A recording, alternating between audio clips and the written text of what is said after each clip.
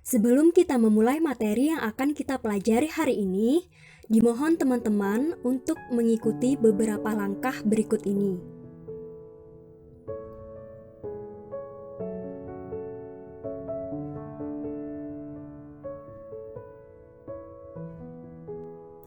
Baik, apakah sudah selesai? Jika sudah, kami persilahkan teman-teman untuk memejamkan mata. Saat memejamkan mata, sugestikan kepada diri teman-teman dengan kata-kata positif bahwa materi yang akan saya pelajari hari ini adalah materi yang dapat saya kuasai dengan baik nantinya. Silahkan mulai memejamkan mata selama 30 detik.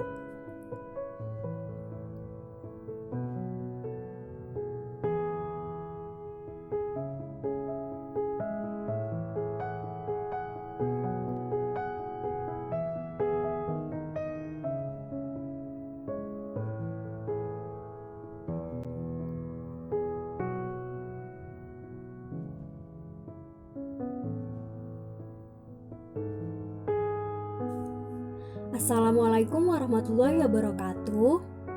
Kami dari kelompok 9 yang terdiri dari Desi Nuraini Rahmawati, Monika Riza, dan Ravenska Fania akan mempresentasikan materi mengenai Syntagma und Caesur, rhetorische Figuren und das lyrische Ich. Syntagma berasal dari bahasa Yunani yang berarti meletakkan bersama-sama di dalam sebuah kalimat. Pada slide tersebut, teman-teman dapat melihat kedua contohnya. Contoh yang pertama, kata ich tidak dapat dipasangkan dengan bis, melainkan ich dipasangkan dengan bin. Begitupun dengan yang lain. Misal, ich bin, du bist, wir sind, dan lain sebagainya. Sedangkan contoh yang kedua, Studenten trinken gerne Bier. Nah, trinken di sini berpengaruh terhadap studentennya, berpengaruh terhadap subjeknya. Jadi tidak bisa kita menggunakan trinks ataupun trink. Selanjutnya, Caesur berasal dari bahasa Latin Schnitt yang berarti penggalan atau pemenggalan. Caesur tidak selalu ada pada puisi. Sebagai penandanya, biasanya terdapat tanda baca seperti koma, titik, titik koma, dan garis miring.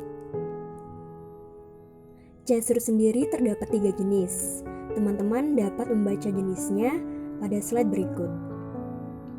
Untuk menentukan pemenggalan, kita harus menentukan metrumnya terlebih dahulu. Namun sebelumnya, kita harus memastikan silbanya terlebih dahulu juga.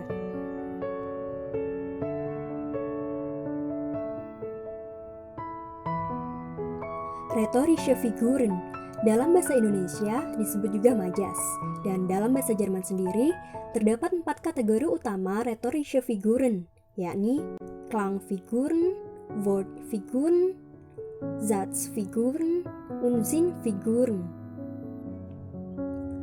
Klangfiguren merujuk pada bentuk suara dari suatu kata atau bentuk akustik dari suatu kalimat. Zum Beispiel, Alliteration, Anaphor, Epiphor, und Schleichreim.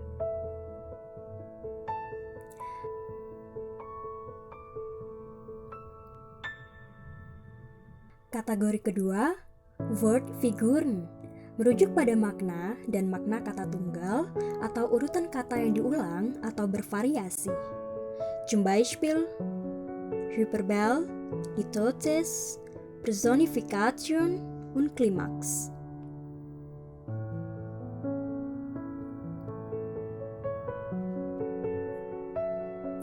Yang ketiga, Satzfiguren atau yang biasa kita sebut sebagai Grammatische Figuren, yaitu penyimpangan dari penggunaan bahasa yang benar secara sintaksis atau dari urutan kalimat yang benar.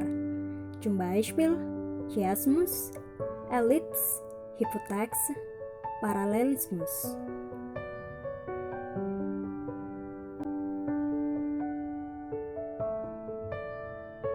Terakhir, Sinnfiguren atau Gedankenfiguren, yakni figur pemikiran.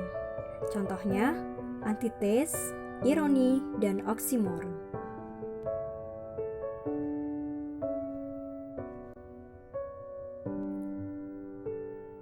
Das lyrische Ich disebut juga ego liris atau ego generik. Ego liris mengekspresikan pikiran, perasaan, pengalaman, suasana hati, pengamatan, dan realisasi. Jika pada cerita disebut Erzähler, narator, atau pencerita, dalam puisi disebut Das lyrische Ich. Das lyrische Ich ini tidak sama dengan autor. Jika penulis adalah seorang pencipta, namun Das lyrische Ich adalah orang yang berbicara dalam puisi.